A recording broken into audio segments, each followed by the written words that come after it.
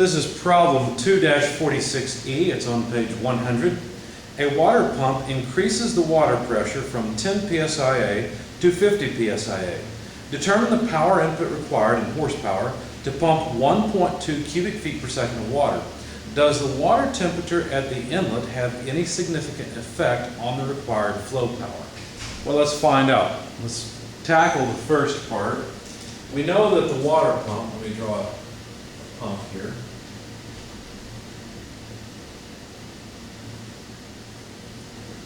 There's a piping and instrumentation diagram type symbol for a water pump.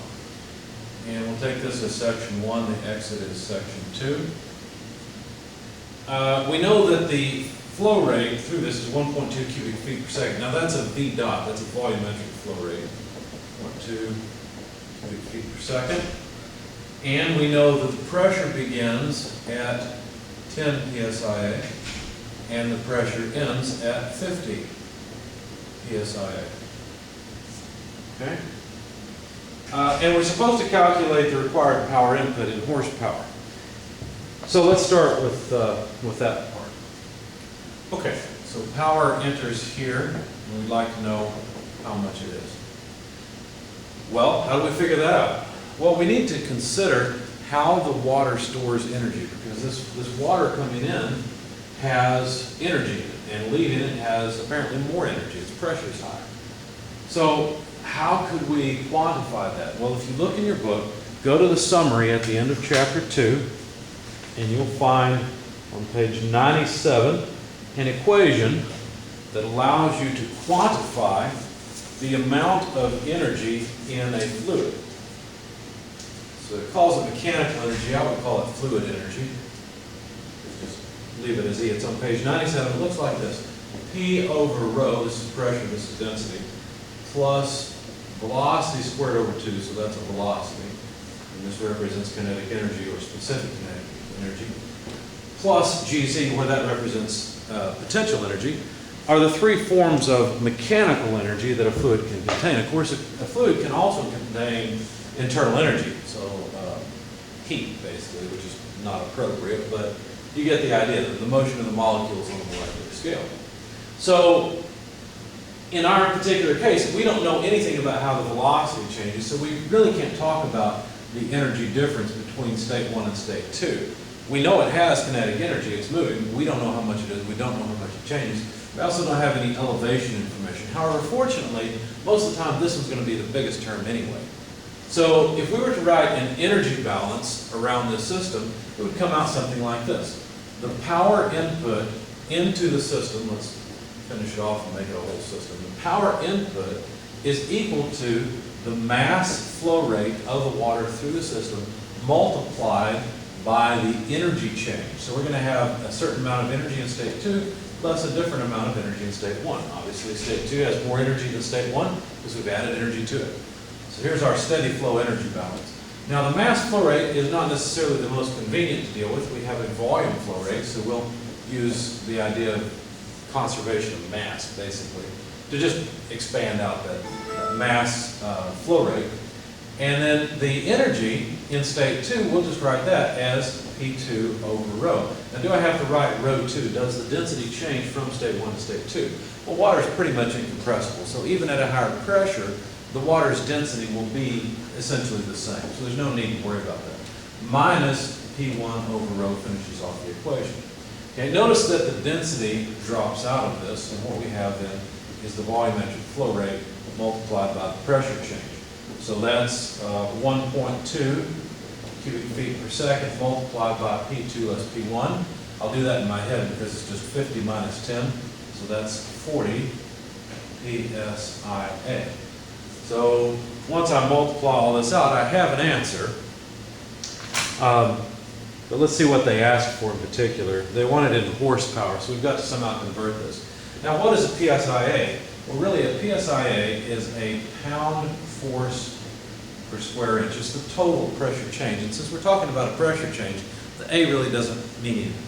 It doesn't mean anything, right? We're just interested in the pressure change. We've already got that. But to get energy, we'd like something like foot-pound or pounds force feet. But we've got a mismatch here, so let's take care of that distance or area mismatch, there's 144 square inches per 1 square foot. So you see what happens, the square feet cross off with all but one of the feet, and then the inches cross off. Now notice what I've got left here is pounds force feet per second. Okay? Now, do you remember how many pounds force feet per second there are in a horsepower? Turns out there's 550. So let me break the line and mark down here. Multiplied by 1 horsepower per 550 pound force feet per second. You may have heard it as foot-pounds force per second. I prefer pounds force feet per second so that we make it clear we're talking about energy and not a torque. So pounds force go away, the feet go away, and I'm not dividing, I'm multiplying. I just didn't have room on the line. And the seconds go away, and I'll be left with horsepower. So let's throw all of this into the calculator and see what we got. 1.2, the first term, multiplied by 40, multiplied by 144. Yeah, that's right. Divided by 550 means that this is 12.567 or so horsepower. Of course, we should round it off, but I just wanted you to see the full result.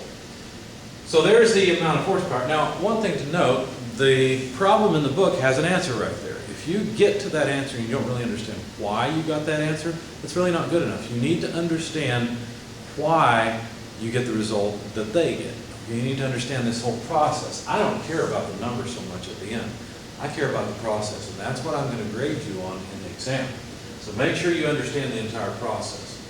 Basically, the idea here is that energy is conserved. So any work that goes into this pump has to come out as an increase in energy of the fluid, and we quantify or we measure or keep track of, is a better word, the energy in the fluid by this equation. This just quantifies, gives a number to all of the energy in the fluid. So this energy balance just says energy is not created or destroyed. You have to learn how to just write those down without taking the whole energy balance and crossing off terms like I've shown you before.